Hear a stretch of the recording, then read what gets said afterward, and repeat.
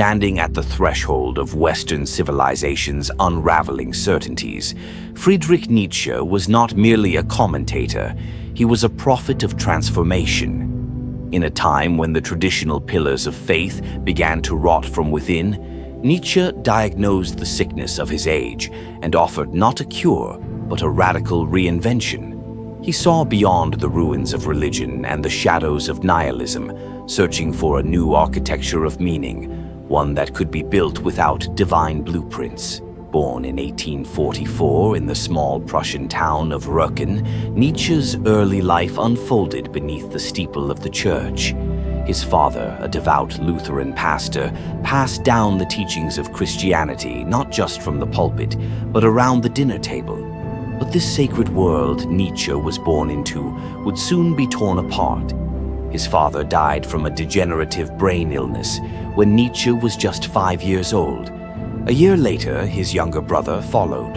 What remained was a childhood marked by grief and quiet introspection, an early taste of suffering that would shape his future obsession with its meaning. Nietzsche's brilliance was apparent from a young age. He entered the University of Bonn to study theology, perhaps still clinging to the remnants of his inherited faith. But that grip would quickly loosen. Exposure to the critical writings of scholars like David Strauss led Nietzsche to confront the historical and philosophical fragility of Christianity. After just one semester, he left theology behind forever. He turned instead to philology, the study of ancient languages and texts, and within a few years he was offered a professorship at the University of Basel. At just 24 years old, he became the youngest tenured professor in the university's history. Yet academia never truly fit Nietzsche. His health deteriorated, crippling migraines, eye troubles, gastrointestinal distress. Some speculate he contracted syphilis. Whatever the cause, his physical decline mirrored his dissatisfaction with institutional life. He resigned from his post and became a wanderer, a solitary thinker roaming the mountainous landscapes of Europe. With only a modest pension, Nietzsche wrote in small rented rooms, chasing bursts of insight between stretches of illness and isolation. In those solitary years, he produced the works that would later define him. The birth of tragedy, the gay science, thus spoke Zarathustra, beyond good and evil. These weren't just books, they were detonations. Nietzsche dared to declare that God is dead, not as a boast, but as a warning. He saw the West marching confidently into a void, discarding its religious foundations without realizing that everything, its ethics, its culture, its meaning, was built atop them. If God was gone, then so too was objective morality. So what would take its place?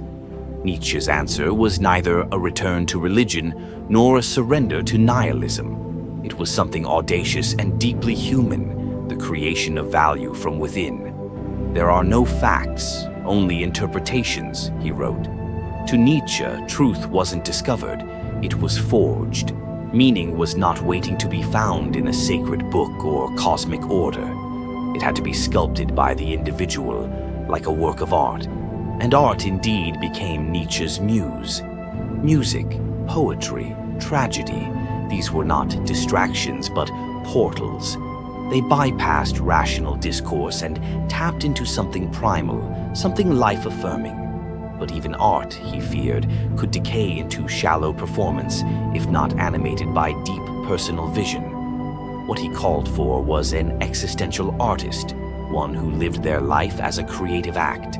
This vision culminated in his idea of the Übermensch, the Overman. Introduced in Thus Spoke Zarathustra, the Overman was not a tyrant or a demigod, but an individual who had mastered the chaos within and emerged as their own source of meaning. The Overman was bold, self-affirming, unapologetically unique.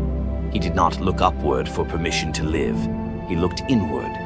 The concept was radical.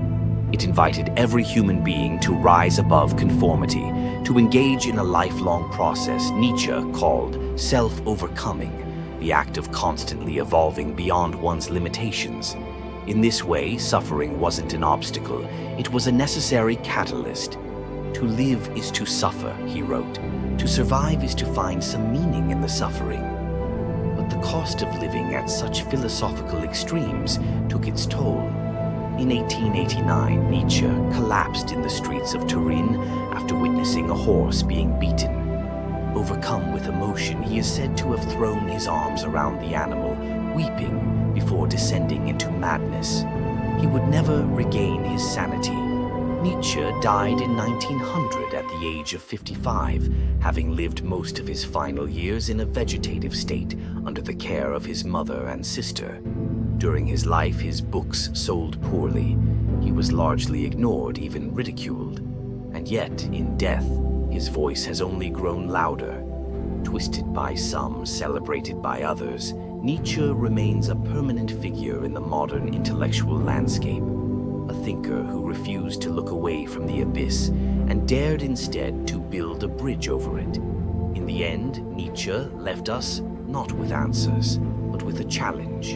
To live dangerously, to become who we are, and to create a life worth suffering for.